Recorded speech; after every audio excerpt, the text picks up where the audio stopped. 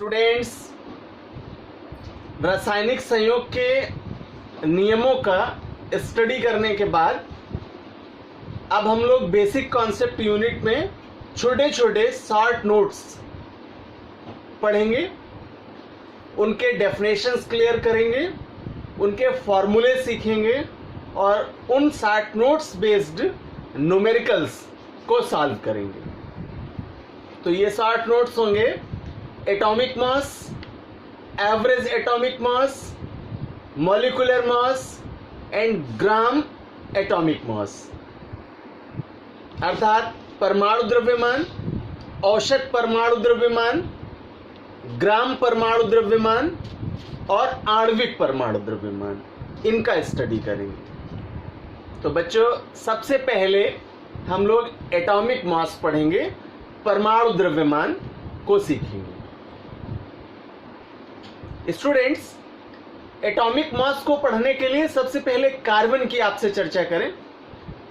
Carbon का main जो compound है क्रिएट होता है इन एटमॉस्फेयर। लगभग कार्बनिक यौगिकों में आज 22 लाख कंपाउंड्स आर अवेलेबल। कार्बनिक यौगिक क्या हैं? तो वे हैं जिनमें कार्बन की प्रेजेंस है। तो हमने यहां कार्बन को मेन एलिमेंट्स के रूप में सेलेक्ट किया। अब इसे जब हम रिप्रेजेंट करते हैं तो 6 कार्बन 12 से रिप्रेजेंट करते हैं। और बात करेंगे आइसोटॉप्स की। What are isotopes? When the atomic numbers are same but atomic mass are differ, then they are called isotopes. अर्थात समस्थानिक वे हैं जिनके परमाणु क्रमांक समान होते हैं लेकिन परमाणु भार भिन्न भिन्न होते हैं। सपोज दैट कार्बन के लिए रिप्रेजेंट करें तो 6 carbon 12, 6 carbon 13 and 6 carbon 14 are the isotopes of carbon. समस्थानिक है ये कार्बन के। तो इसमें से हमने कार्बन 12 आइसोटॉप्स को सेलेक्ट किया। तो जो एटॉमिक मास की डेफिनेशन हम लोग करेंगे वो कार्बन परमाणु के कार्बन 12 के आधार पर उसके 1/12वें पार्ट के आधार पर डिफाइन करेंगे।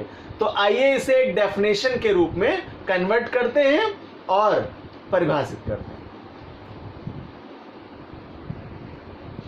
तो एटॉमिक मास, एक परमाणु द्रव्यमान मात्रक को अर्थात 1 एटॉमिक मास यूनिट को कार्बन 12 एटम के द्रव्यमान के 1/12वें यानी 1/12वें पार्ट्स के रूप में डिफाइन किया जा सकता है।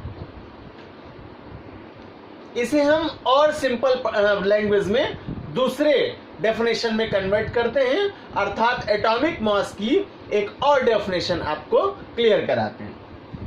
किसी तत्व का परमाणु द्रव्यमान वह संख्या है जो यह प्रदर्शित करती है कि उस तत्व का एक औसत परमाणु कार्बन 12 के समस्थानिक के एक परमाणु के द्रव्यमान के 1/12 भाग से कितने गुना भारी है। सो इसे यूनिट में कन्वर्ट करेंगे। 1 AMU इक्वल्स टू 931 MeV, अर्थात एक AMU में 931 मिलियन इलेक्ट्रॉन वोल्ट होते हैं। तो एटॉमिक मास यूनिट को बाइंडिंग एनर्जी के केस में हम लोग MEV में कन्वर्ट करेंगे। Then 1 AMU equals to 1.66056 into 10 to the power -24 grams. For hydrogen atom, the mass of atom of hydrogen equals to 1.6736 into 10 to the power -24 grams. Thus, in the term of AMU, the mass of hydrogen calculate करेंगे इसे।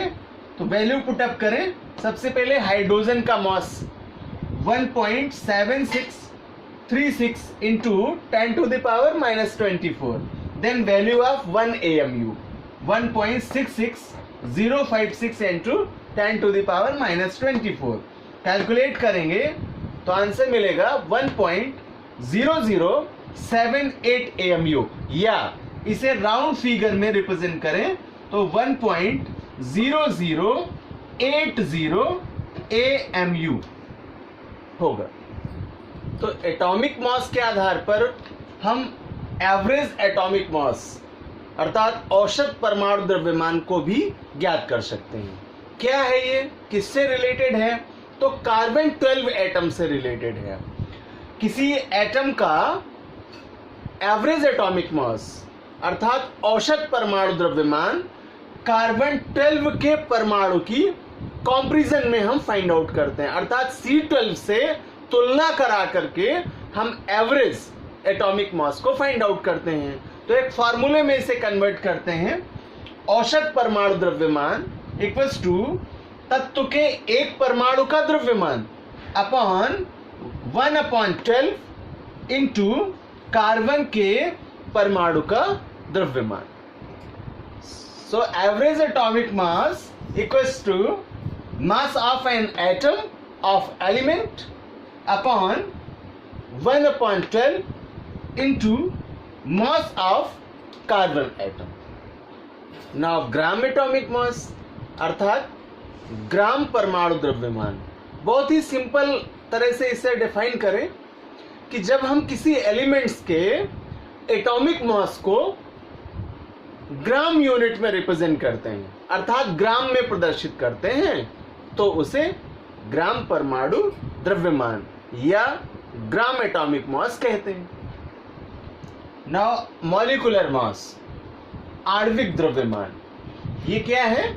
तो किसी पदार्थ, वो चाहे element हो या molecule हो अर्थात तत्व हो या अणु हो, का आणविक द्रव्यमान कार्बन 12 की तुलना में वह अणु कितने गुना भारी है इसे प्रदर्शित करता है। देन ग्राम मॉलिक्यूलर मास, ग्राम आणविक द्रव्यमान। तो अभी जब हमने आणविक द्रव्यमान की बात की तो यहां केवल यूनिट को हमें प्रदर्शित करना है, अर्थात जब हम मॉलिक्यूलर मास को ग्राम यूनिट में व्यक्त करते हैं, ग्राम में प्रदर्शित करते हैं तो इसे ग्राम आणविक द्रव्यमान कहते हैं। इसके लिए हम एक फॉर्मूला रिमार्क करें मॉलिक्यूलर मास के लिए, तो molecular mass equals to m/n। What is m? Then m equals to mass of elements, अर्थात उस तत्व या पदार्थ का जो द्रव्यमान है उसे m से प्रदर्शित करेंगे, and n equals to mole number of elements or substance, अर्थात जो n है वो उस पदार्थ की या उस तत्व की मोल संख्या को प्रदर्शित करता है। स्टूडेंट्स, ये आपके लिए नोट पॉइंट्स होगा कि molecular mass of substance equals to 6.023 into 10 to the power 23। ये वैल्यू एवोगैड्रो नंबर्स को बिलोंग करती है। तो नोट पॉइंट्स में आप ध्यान रखिएगा कि जब मॉलिक्यूलर मास ना दिया हो क्वेश्चन में, देन वैल्यू पुटअप करेंगे 6.023 इंटू 10 to the power 23। तो स्टूडेंट्स, नेक्स्ट शार्ट नोट्स होगा परसेंटेज कंपोजिशन या परसेंटेज कंपाउंड, प्रतिशत संघटन। इसे डिफाइन करें कि किसी यौगिक में उपस्थित इकाइयों का द्रव्यमान उसका प्रतिशत संघटन कहलाता है। फॉर्मूले में कन्वर्ट करें इसे तो किसी तत्व का द्रव्यमान प्रतिशत बराबर तत्व का द्रव्यमान अपॉन यौगिक का मोलर द्रव्यमान into 100। So the percentage composition अर्थात प्रतिशत संगठन के लिए formula mass percent equals to mass of element upon molar mass of compound into 100।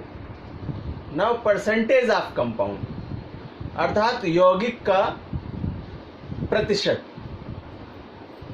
Find out करते हैं, तो इसे हम 4 स्टेप में कन्वर्ट करते हैं। किसी भी कंपाउंड के लिए जब हम परसेंटेज फाइंड आउट करेंगे तो सबसे पहले उसका मॉलिक्यूलर फार्मूला लिखेंगे, MF, अर्थात आणविक सूत्र लिखेंगे। देन उस मॉलिक्यूल में उपस्थित प्रत्येक तत्व के मॉस को फाइंड आउट करेंगे। देन उसके मॉलिक्यूलर मॉस को लिखेंगे, आणविक द्रव्यमान को प्रदर्शित करेंगे।